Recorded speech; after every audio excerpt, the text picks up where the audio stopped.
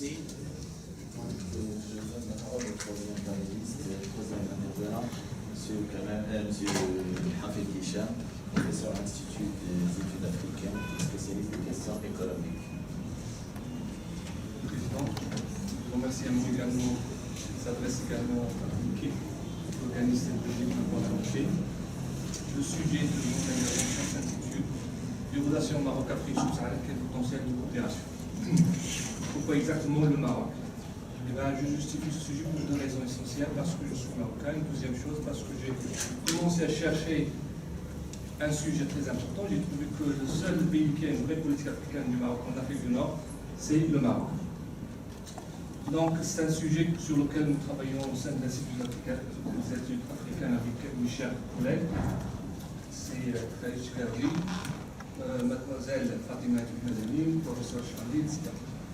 Donc, c'est un sujet qui traite ces relations dans sa large dimension, notamment économique, politique, sociale, et ainsi de suite. Comme vous le savez, nous vivons aujourd'hui dans un contexte mondial marqué par un basculement du centre de gravité de la croissance économique mondiale vers les pays asiatiques.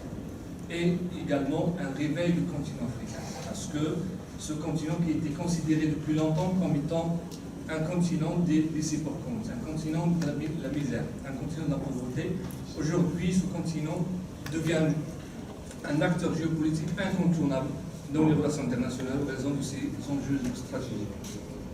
Ces raisons, ces potentialités en raison également de ces potentialités naturelles, si on regarde les statistiques fournies par la Banque mondiale, on trouve que 10% des réserves pétrolières mondiales se trouvent en Afrique, en raison de ses ressources humaines. 12% de la population mondiale, avec plus de 50% de la population jeune ayant l'âge de travailler. Il y a un marché extrêmement important conquérir, avec une forte urbanisation et une émergence de la classe moyenne. Non seulement le continent africain est caractérisé par les ressources économiques, naturelles, humaines, et un marché important, mais également par des réformes économiques et politiques. Si on regarde aujourd'hui, on trouve que la part du continent africain dans les conflits mondiaux est passée de 55% en 2000 à 24% en 2012. Mais également l'indice de développement humain, l'accès à l'électrification, l'accès à l'eau, et ainsi de suite. Donc, toutes ces potentialités font que le continent africain devient un pôle majeur de la croissance mondiale. Donc, cette potentialité attire à la fois les anciennes et les nouvelles puissances. Nous constatons aujourd'hui que les puissances classiques viennent avec de nouvelles stratégies pour pouvoir se repositionner en Afrique, alors que les nouvelles puissances viennent avec des stratégies basées sur la coopération sud-sud. De même, nous assistons à l'apparition de puissances africaines qui jouent un rôle extrêmement important dans la dynamisation des échanges commerciaux intra-africains et le mouvement des idées, comme on atteste des statistiques fournies par les instances internationales. Donc, ces puissances sont considérées par les puissances classiques, notamment les États-Unis, comme étant des pôles régionaux. Ces puissances africaines sont notamment, si on regarde le classement de ces dernières, on trouve l'Afrique du Sud, on trouve le Nigeria, le Maroc, qui constitue aujourd'hui un rôle extrêmement important dans l'accroissement des échanges commerciaux intra-africains et qui est aussi fortement concentré en Afrique de l'Ouest et en Afrique centrale, alors que l'Afrique du Sud est concentrée dans les pays anglophones, en Afrique de l'Est et en Afrique australe. Tel est donc l'objectif d'étudier le positionnement du Maroc en Afrique subsaharienne. Donc, le plan, je vais traiter deux points essentiels. Le premier point, c'est je vais vous montrer, vous exposer l'état du lieu des échanges commerciaux financiers entre le Maroc et l'Afrique subsaharienne. Et je vais montrer que malgré les efforts fournis par le Maroc ces dernières années en mettant en place des politiques sectorielles de développement, en mettant en place une structure productive diversifiée, une diversification de partenaires, et malgré les réformes, les efforts déployés par l'Afrique subsaharienne, les résultats ne sont pas à la hauteur ou au niveau des potentiels offerts par le Maroc et l'Afrique subsaharienne. Donc je vais énumérer certaines contraintes qui bloquent ou qui freinent l'évolution des échanges, comme l'offre exportable insuffisante, une faible compétitivité, une grande contrainte de financement, et enfin une présence timide et déséquilibrée du Maroc en Afrique subsaharienne. je vais finir sur certaines pistes pour pouvoir transformer ces contraintes en levier de croissance et de développement durable, pérenne et durable. Donc, la présence marocaine en Afrique subsaharienne de l'avantage comparatif à l'avantage compétitif. Donc, nous savons tous que le Maroc, de par sa position géostratégique, géographique, qui constitue une porte d'entrée vers les marchés africains, européens, asiatiques, les marchés du Moyen-Orient. Et vu aussi son appartenance, son ancrage africain, son appartenance au continent africain. Donc, le Maroc, c'est un pays africain parmi les autres pays. Vu aussi, de par sa diplomatie économique, une transformation au Maroc ces dernières années a su transformer ses relations historiques ancestrales entre l'Afrique subsaharienne en relations économiques et relations financières, par sa diplomatie officielle, à travers la signature de plusieurs accords de partenariat avec plusieurs pays africains et d'autres pays occidentaux, et par aussi son rôle croissant dans la consolidation de la paix et la gestion des crises au nord du Mali, en Côte d'Ivoire, au RDC et d'autres pays. Et également par son modèle de développement économique, mis en place des politiques sociales que je viens de citer. Donc tous ces avantages comparatifs ont fait que le Maroc devient un acteur africain susceptible de jouer un rôle croissant dans la consolidation de la coopération sud-sud, le renforcement de l'insertion de l'Afrique dans l'économie mondiale. Force de constater que le choix de faire de l'Afrique subsaharienne une alliée stratégique, ce n'est pas une simple question politique, c'est également une action concrète qui prend sa forme sur le plan commercial, financier, et social et culturel. Donc sur le plan social, nous constatons que de 2000 jusqu'en 2013, le stock d'investissement a augmenté presque de 200%. Mais également, 92% des investisseurs directs étrangers marocains vont vers l'Afrique subsaharienne. Donc, les principaux pays dans lesquels le Maroc investit sont le Mali, le Gabon, le Sénégal, avec des pourcentages différents. Les principaux secteurs et investisseurs, on le sait tous, il y a Maroc Télécom, il y a BMCE, il y a Diao Bank. Donc, il y a une variété de secteurs d'activité, comme d'investissement comme télécommunications, les banques, l'immobilier, les mines, l'industrie, l'assurance. Donc, tous ces efforts déployés par le Maroc dans le cadre d'installation, de renforcement dans l'Afrique subsaharienne, a fait que le Maroc, ces entreprises marocaines ont été classées parmi les 40 entreprises africaines les plus performantes. Et là, je cite 6 entreprises marocaines comme Diao Bank, BMCE Bank, Maroc Télécom, Fischer Phosphate, Lona, Royal Air Maroc. Quant aux évolutions des exportations marocaines, ces dernières sont passées de 833 millions de dirhams en 2000 à 10 milliards de dirhams en 2012, soit plus de 10 fois en une décennie. Quant à la répartition sectorielle, on voit que les échanges commerciaux, on voit que presque 26% des produits destinés à l'Afrique subsaharienne sont des produits chimiques, parachimiques, 23% des produits agroalimentaires, et j'en passe. Quant à la répartition géographique, ça c'est le plus important, si on voit que ce que j'ai dit tout à l'heure, on voit que 57% des exportations marocaines vont vers l'Afrique de l'Ouest, 28% vers l'Afrique centrale, alors que 15% est partagé entre l'Afrique australe et l'Afrique de l'Est. Les principaux clients sont le Sénégal, la Guinée équatoriale, le Ghana, le Congo et la Côte d'Ivoire. De même, pour les importations, ils sont rétablis à 3,6 milliards de dirhams en 2012 contre 1,3 milliard en 2000, dégageant un solde commercial excédentaire de 9 milliards, presque 9 milliards de dirhams en 2012. Donc, nos principales importations se constituent de produits énergétiques, qui constituent presque de 50% de nos exportations, suivies des produits d'origine animale et végétale, de produits alimentaires et autres produits. Ces importations proviennent essentiellement de l'Afrique de l'Ouest, 41%, de l'Afrique centrale, 31%, 26%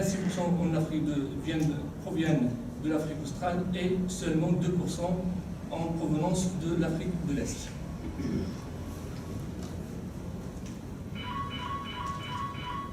Donc, nous avons constaté que, il a signalé monsieur l'ambassadeur tout à l'heure, que malgré les efforts, les échanges entre le Maroc restent timides et déséquilibrés. Donc, comment les renforcer, transformer ces contraintes en opportunités, en facteurs de renforcement des relations commerciales. Donc, nous avons une offre exportable, il faut le dire, il ne faut pas l'occulter, une offre exportable insuffisante.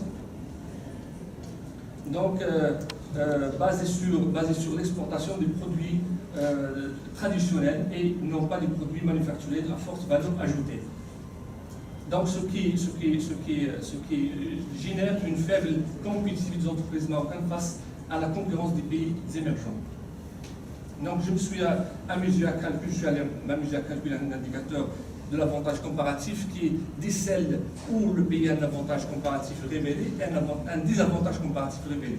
Et les résultats m'ont donné que le Maroc dispose de certains avantages comparatifs sur un ensemble de produits, notamment le produit agroalimentaire, jusqu'aux produits électriques et électroniques, alors qu'il dispose d'un désavantage comparatif pour les produits énergétiques et les produits bruts d'origine animale, qui constituent d'ailleurs nos principales importations. Donc, pour réconforter, pour appuyer ce que je viens de dire, je suis allé chercher sur la page du Maroc de l'exportation intra-africaine et il est classé 15e. Alors que pour les importations intra-africaines, il est classé 12e, donc juste après l'Afrique du Sud, le Botswana et d'autres pays. Donc le problème est là. Mais comment remédier à ce problème? Comment combler ce déficit? Donc il faut que le Maroc cherche des accords de coopération, que ce soit avec les pays occidentaux, l'Occident avec les pays du Golfe, pour pouvoir renforcer son offre exportable et pour pouvoir également l'adapter aux exigences de la population africaine. Donc, parce qu'aujourd'hui, nous avons un défi important, c'est que l'émergence ou la montée de la classe moyenne. Donc il faut savoir adapter la production à l'ensemble de la population africaine. Parce que pourquoi les Chinois maintenant sont forcément présents en Afrique? Parce que la dernière fois j'ai entendu un entretien de l'ex-patron de l'OMC, lui ont posé la question pourquoi la Chine est fortement présente en Afrique. Il a dit, sa réponse était parce que la Chine a su dire bonjour à l'Afrique. Comment il a su dire bonjour à l'Afrique? Il a su adapter sa production au comportement, aux préférences de l'Africain, tout en se basant sur ce qu'on appelle l'innovation frugale. Donc, l'innovation, c'est un peu l'adapter à toutes les classes et les couches sociales. Les contraintes de financement. Les contraintes de financement, c'est que, vous savez, aujourd'hui, il y a un problème à l'intérieur de l'Afrique subsaharienne, notamment l'Afrique de l'Ouest. Il y a un problème d'un système financier peu développé. Donc un problème de la contrainte de taux de bancarisation. On calcule le taux de bancarisation, on trouve qu'il n'y a que 10%. Alors que le Maroc, la presse, le taux de bancarisation au Maroc, il dépasse 57%. Donc dans ce cas-là, il faudrait plutôt que le Maroc arrive à financer certains projets en Afrique qui facilitent le financement accordé aux petites et moyennes entreprises. Parce qu'on constate que 85% des entreprises constituant le tissu économique du Maroc qui se trouvent en Afrique sont des petites et moyennes entreprises. Pourquoi je parle de contraintes de financement?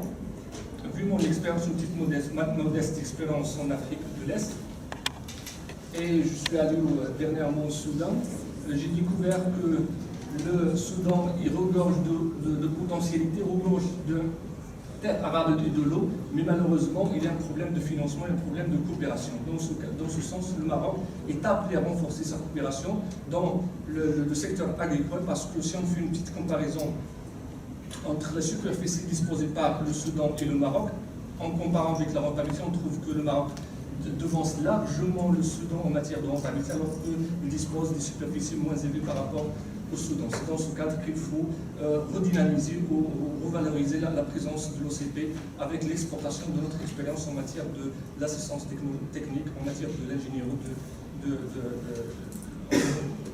dans le cadre des semences améliorées ou sophistiquées. Présence civile déséquilibrée, comme je l'ai montré tout à l'heure dans la présentation. Donc, le Maroc doit accompagner les entreprises, le secteur public doit accompagner le secteur privé pour renforcer sa présence et réduire cette déséquilibre en Afrique de l'Est et en Afrique australe, tout en organisant des caravanes d'exportation en utilisant certains pays comme le Soudan, l'Angola, comme des têtes de pont pour renforcer nos relations avec ces deux régions. Conclusion. Le Maroc est appelé à jouer un rôle important dans la scène africaine en raison de son modèle économique, politique et social. Donner plus d'importance au rôle joué par les organisations de la société civile, élargir son champ d'action. La diplomatie marocaine ne doit pas se baser sur tout ce qui est économie politique, doit l'élargir sur ce qu'on appelle smart power, donc la diplomatie culturelle, ce qu'elle est en train de faire maintenant. Je salue les efforts fournis par la diplomatie officielle et la diplomatie parallèle, et également renforcement des relations entre le Maroc et l'Afrique, peut également s'appuyer sur les aspects culturels. Les aspects culturels, dans la gestion, nous constatons que le Maroc a un modèle extrêmement important dans l'aspect culturel, l'aspect religieux, donc il doit mettre à disposition de ces pays, non seulement les pays de l'Afrique de l'Ouest et centrale, mais également l'Afrique de l'Est, doit mettre à disposition de ces pays son expérience dans la gestion du champ religieux, c'est afin de réduire la montée en puissance des djihadistes. Merci. Merci.